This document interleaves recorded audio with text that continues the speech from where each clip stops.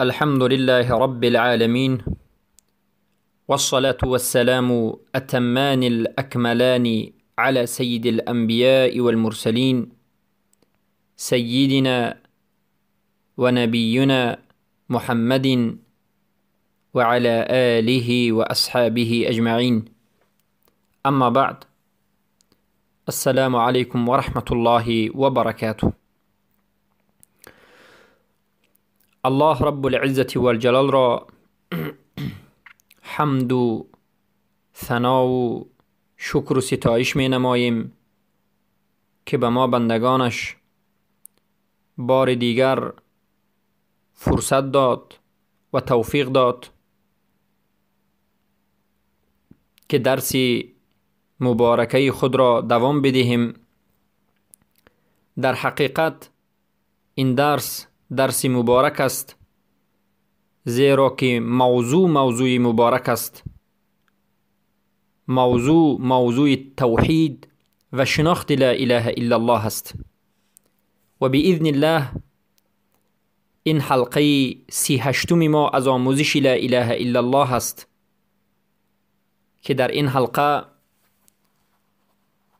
مسائل هایی که تعلق به شرط سومی لا اله الا الله هست به شما صحبت خواهیم کرد. بارک الله فیکم برادران و خواهران موحدم. صدق چند نمود است؟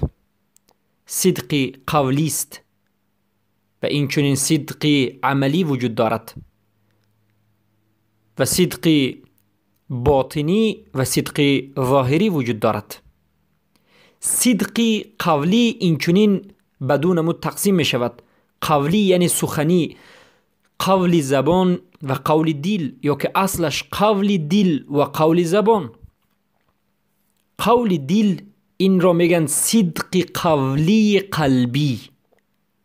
صدق قولی و قلبی این چگونه صدق است؟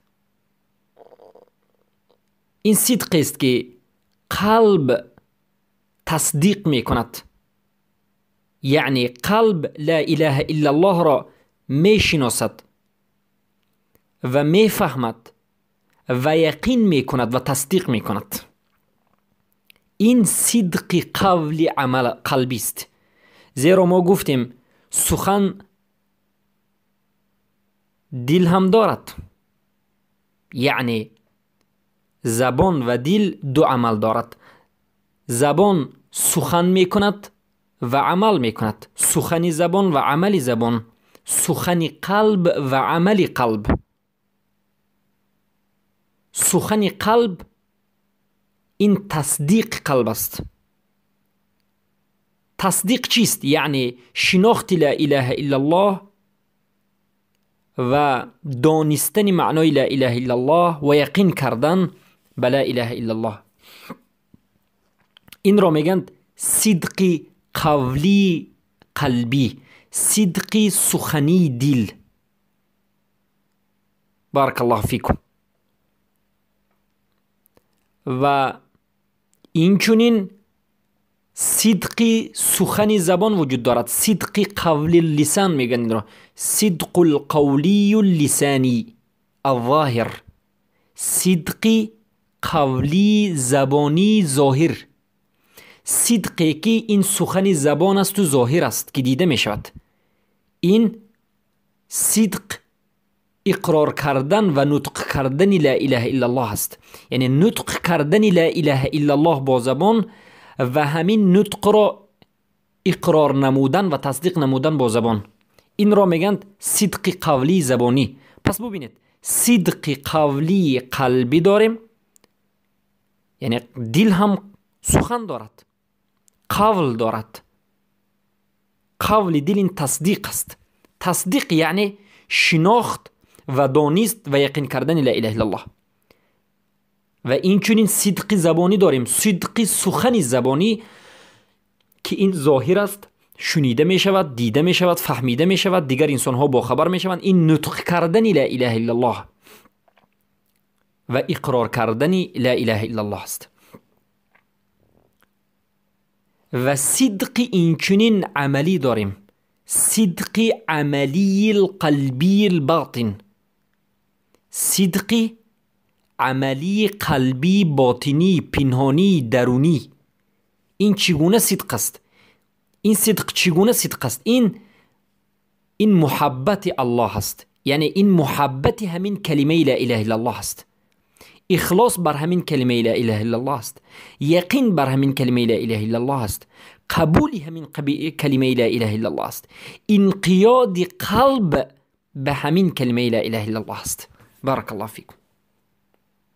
پس شما برادران و خواهران موحدم، بارک الله فیکم، کمی تأمل بکنید و اندیشه نمایید که صدق قولی قلبی داریم، صدق سخن قلبی و صدق عملی قلبی داریم.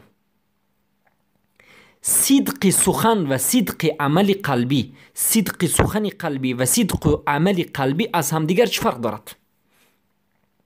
صدق سخن قلبی این فقط شناخت لا اله الا الله و دانستنش هست و به همین دانستن یقین. و اما صدق عملی این یعنی وقتی که صدق رو عملا دل اجرا میکند، یعنی به وجود آمدن محبت نسبت لا اله الا الله، اخلاص، یقین، قبول، انقیاد.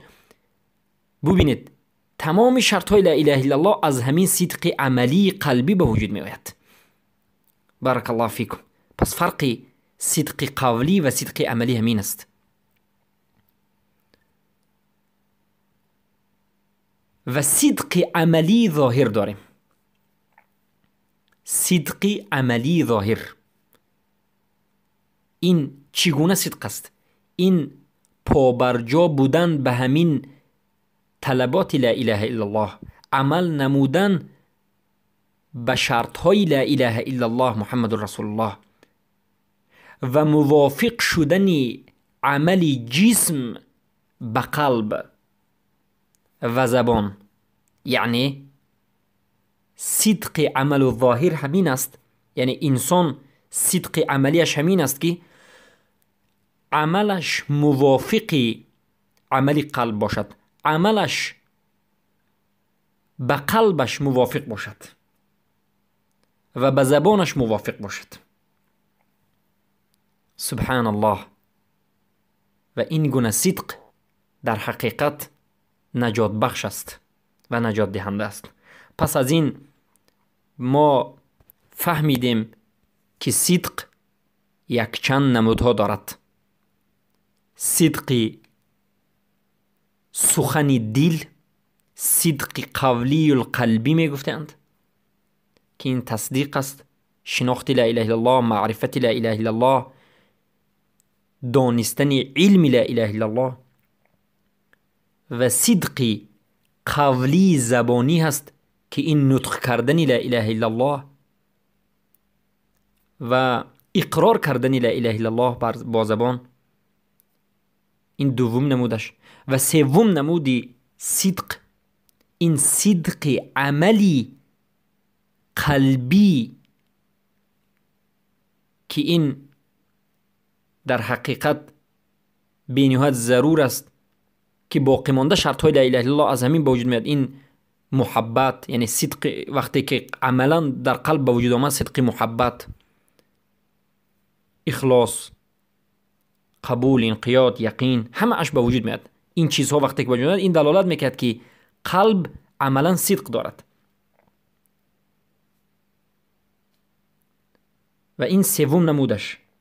و چهارمین نمود صدق، صدق عملی جسمی، یعنی جسماً و با جوارح صدق را عمل می نمود.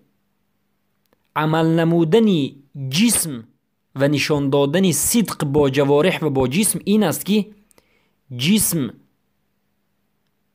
به تمامی گفته های الله و رسولش اطاعت بکند و عمل نماید و جسم به قلب و به زبان موافق آید. بارک الله فیکم. و این رو میگند جسم، عملی صدق جسم، بارک الله فیکم. پس از این گفته ها فهمیده می شود که صدق به نهایت شرطی صحتی مهمی لا اله الا الله است. صدق یکی از بزرگترین شرط لا اله الا الله است. برای همین علما میگن که صدق به 5 یا که 4 ارکان ایمان داخل می شود. ما در حلقه های گذشته در درس های غیر درسی شرح لا اله الا الله، در درس های عقیدوی، در درس شرح ایمان، فهمش ایمان به شما بیان نمودیم که ایمان 5 رکن دارد: قول قلب، سخن قلب، عمل قلب، سخن زبان، عمل زبان و عمل جسم، که این 5 است. و صدق به همه این ارکانهای ایمان داخل می شود. قول قلب بی صدق به وجود آمدنش ناممکن است. یعنی ایمان در سخن قلب بی صدق به وجود آمدنش ناممکن است. ایمان در عمل قلب بی صدق به وجود آمدنش ناممکن است. سخن زبان بی صدق، ایمان در زبان بی صدق به وجود آمدنش ناممکن است. وقتی که ایمان در زبان گفته می شود، نطق لا اله الا الله کرده می شود، اما بدون صدق و بدون اقرار نمی شود، قبول نیست. کسی که لا اله الا الله را بگوید اما به زبانش اقرار نکند، اقرارانه نگوید، برای مثال بگوید، برای طعنه بگوید، در اون قبول نیست. و ایمان در جسم، ایمان با جوارح، عملی که انسان به جسم میکند و صدق نداشته باشد، قبول نیست. پس صدق در تمام رکنهای لا اله الا الله وجود دارد و صدق در تمام رکنهای ایمان وجود دارد. سبحان الله. ببینید، اصل تمام شریعت صدق است، اصل تمام ایمان صدق است و اصل تمام شروط لا اله الا الله صدق است. و اما دانید که صدق قلبی انمین متعلق به همین شرطی صحت لا اله الا الله است. اگر شما به من سوال بکنید که بارک الله فیکم، اگر صدق چند نمود باشد: صدق زبانی، صدق قولی قلبی، صدق سخن قلب، صدق عمل قلب، صدق عمل جسم، کدام از این 4 نمود صدق کدامیش شرطی صحت لا اله الا الله؟ یعنی از همین 4 نمود صدق کدام این نمود صدق از همه مهمترین صدق، اصل صدق و شرطی صحت قبول لا اله الا الله است؟ علما میگن این صدق قلبی هست، صدق قلب. اما صدق قلب هم گفتیم 2 نمود است: صدق قولی و صدق عملی. صدق قول القلب و اعتقاد قلب. بارک الله فیکم. پس این تعلق با شرط لا اله الا الله است. بارک الله فیکم. پس اصلی صدق این صدق قولی قلبی هست، صدق قول القلب، یعنی قول قلب و اعتقاد قلب از یک جهت و اظهار نمودن صدق و مطابق سخن، یعنی سخن زبان با تصدیق کردن از جهت دیگر. همین اصلی صدق و اصلی صدق شرط لا اله الا الله است. ببینید، یعنی اصلی صدقی که به این صدق لا اله الا الله قبول نمی شود در کجاست؟ در قلب است. قول قلب یا عمل قلب؟ قول قلب یعنی چگونه اعتقاد کردن قلب، تصدیق کردن قلب، شناختن قلب لا اله الا الله را و دانستنش و تصدیق کردنش از یک جهت و از جهت دیگر با زبانش، با همین زبانی که انسان دارد، تصدیق نمودن و مطابق کردن زبان با قلب. انمین اصلی شرطی صحت لا اله الا الله در مسئله صدق است. اما کسی که فقط مجرد ادعا بکند، فقط بگوید که لا اله الا الله، اما به قلبش تصدیق نکند، البته این درست نیست. بارک الله فیکم. اما تصدیق عملی، صدقی که ما گفتیم عملا اجرا میکنید، عملی قلب یا که البته عملی جسم، در اینجا عملی جسم، عملی زبان، این تصدیق عملی اصلی صدق نیست. اصلی صدق قول عمل است، اما تصدیق عملی این یکی از ضروریات صدق است. یعنی کسی که با عملش صدقش را نشان ندهد، این دلالت میکند که صدق قول قلبش ضعیف است، یا که دروغ است، یا که وجود ندارد.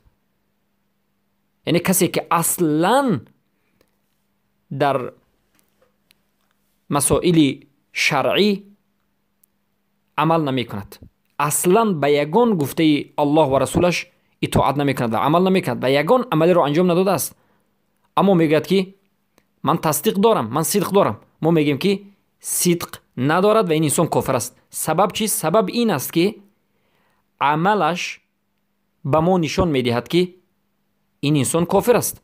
سببش ترک نمودن عمل، تماما ترک نمودن عمل. این دلالت میکرد که در قلب صدق وجود ندارد. وقتی که در قلب انسان صدق قولی در حقیقت به وجود میاد، تصدیق و شناخت لا اله الا الله به وجود میاد، این دلالت میکند و این حرکت میکند که انسان جسما هم عملا هم صدقش به وجود آید، عملا هم مؤمن باشد، نماز بخواند، روزه دارد، حج برود، صادق باشد، کوشش بکند، مخلص باشد. و اما تصدیق عملی این انقیاد است. انقیاد البته این شرط آینده لا اله الا الله بعد از یک دو شرط که می آید، انقیاد یا که شرط آخرین لا اله الا الله، شرط هفتم لا اله الا الله، این انقیاد است. انقیاد این یعنی تصدیق عملی هست. تصدیق این انقیاد است، تصدیق عملی این انقیاد است که البته در این مسئله ان شاء الله ما با شما صحبت خواهیم کرد، زیرا انقیاد این چنین یکی از شرط های کلمه توحید است.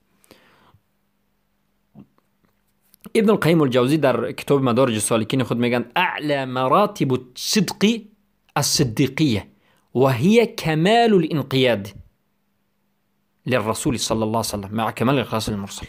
یعنی بالاترین مرتبه صدق این صدیقی هست.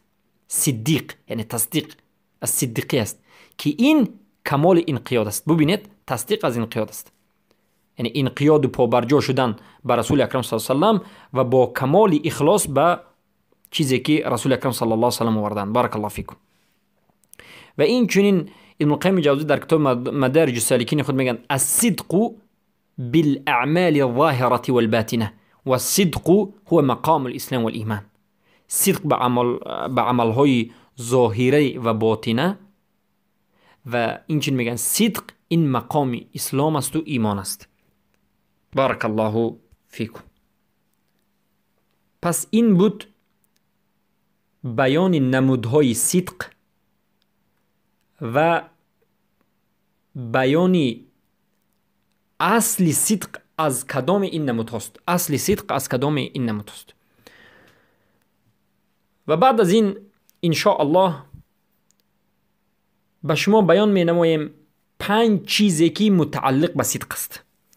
وقتی که ان شاء الله شما زیادتر به قرآن و سنت حرکت میکنید، کوشش می نمایید، چنگ میزنید، در قرآن و سنت کلمه های را می بینید به مانند این که مدخل صدق او مدخل صدق یا مخرج صدق، خیلی که در بعض دعاهای رسول اکرم صلی الله علیه و سلم آمده است. یا که جمله سیوم لسان صدق، لسان صدق که در قرآن می بینید این کلمه رو، کلمه صدق آمده است. و چهارمین کلمه که اینچنین آمده است قدم صدق و قدم صدق، یا که پنجمین کلمه که اومده است مقعد صدق، مقعد الصدق. این کلمه هایی که در قرآن و سنت آمده است همه اش معنای خاص خود را دارد. مدخل الصدق و مخرج الصدق این است که الله رب العزة والجلال خاتم الرسول محمد صلی الله علیه و سلم خلیلش را امر می کند که محمد صلی الله علیه و سلم از الله بپرس، از ربت بپرس که مدخل تو، درآمد تو و مخرج تو و برآمد تو در همه حالت در حالت صدقی باشد، راستی باشد. و البته رسول اکرم صلی الله علیه و سلم این چنین دعا می نمودند که ای الله مدخلی مرا صدق گردان و مخرجی مرا صدق گردان. اللهم انی اسألک مدخل الصدق و مخرج الصدق. و الله رب العزة والجلال در حقیقت این دعای که رسول اکرم صلی الله علیه و سلم به فرمان خود الله انجام داده بودند قبول میکند. الله وقتی که این دعا را قبول کرد در حقیقت در زندگی رسول اکرم صلی الله علیه و سلم این مدخل الصدق و مخرج الصدق و این دعای کرده اشان در حقیقت تحقیق یافته است. برای همین است که وقتی که ما به سیره رسول اکرم صلی الله علیه و سلم نگاه میکنیم، به زندگیش و به هدیش نگاه میکنیم، میبینیم که همه حالت زندگی رسول اکرم صلی الله علیه و سلم این صدق است.